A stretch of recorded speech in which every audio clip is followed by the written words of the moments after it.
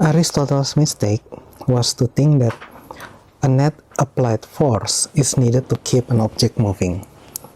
The right idea is that one force, the applied force, is needed to overcome another force, the force of friction.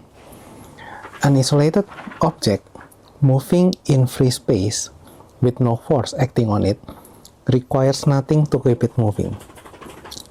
In fact, it needs a force to stop it. This is the law of inertia.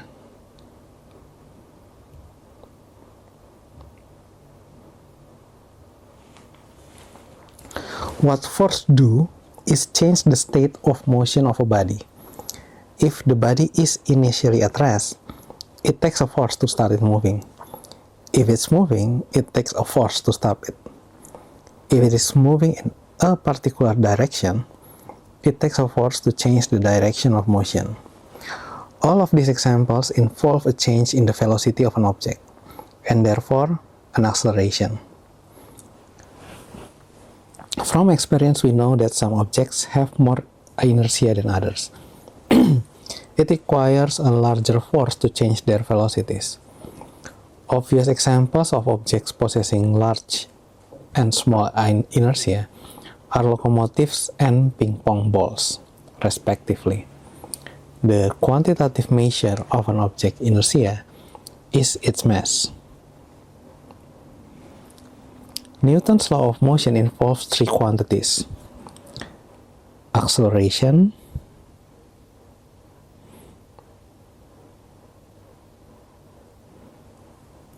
mass, and force. Acceleration we studied in a lecture before. By monitoring the position of an object as it moves, a clever observer with a bit of mathematics can determine its acceleration.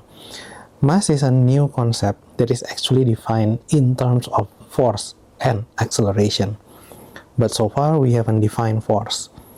It sounds like we are in a logical circle in which force is defined by the ability to change the motion of a given mass, and mass is defined by the resistance to that change. To break that circle, let's take a closer look at how force is defined and measured in practice. There are very sophisticated devices that can measure force to great accuracy, but it will suit our purpose best to imagine a very old-fashioned device, namely a spring balance. Look like this.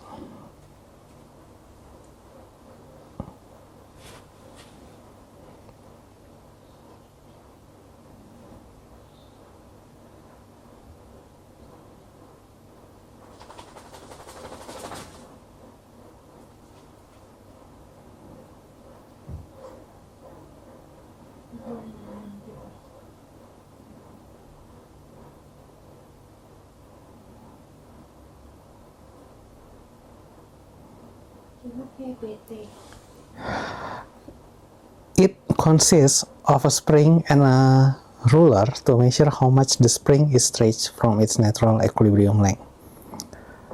The spring has two hooks, one to attach to the massive body whose mass is being measured and one to pull on. In fact, while you're at it, make several such identical devices. Let's define a unit of force by pulling on one hook while holding the other hook fixed to some object A until the pointer registers one tick to the ruler. So this has pointers here. Thus we are applying a unit of force to A. To define two units of force, we could just pull hard enough to stretch the spring to two ticks. But this assumes that the spring behaves the same way between one tick and two ticks of stretching. This will lead us back to a vicious circle of reasoning that we don't want to get into. Instead, we define two units of force by attaching two springs balanced to A and pulling both of them with a single unit of force, like this.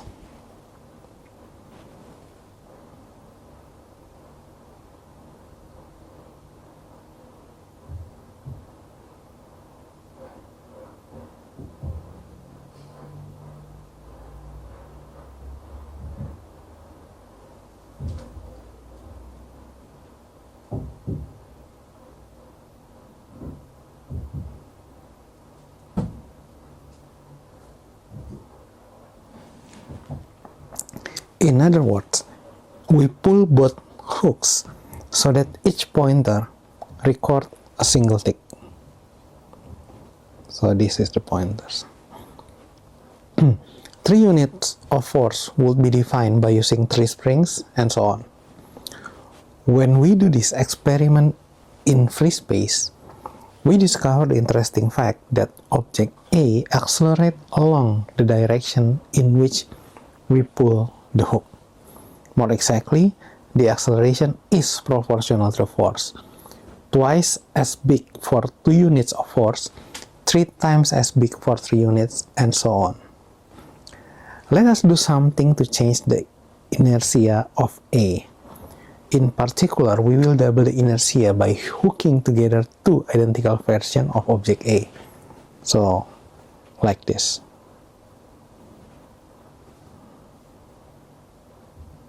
This is the hook.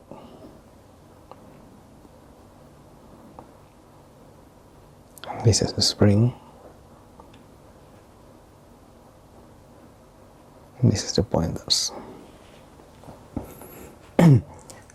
What we find,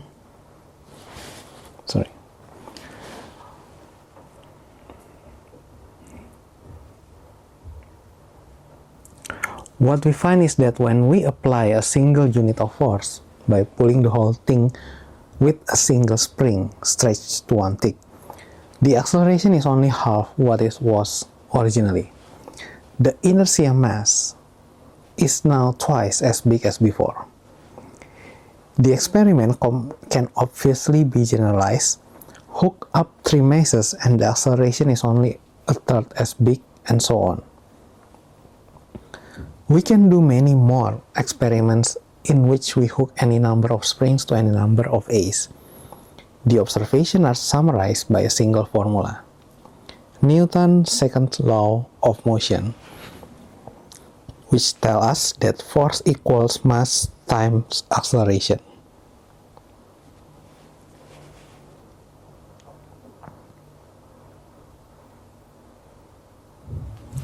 This equation can also be written in the form like this.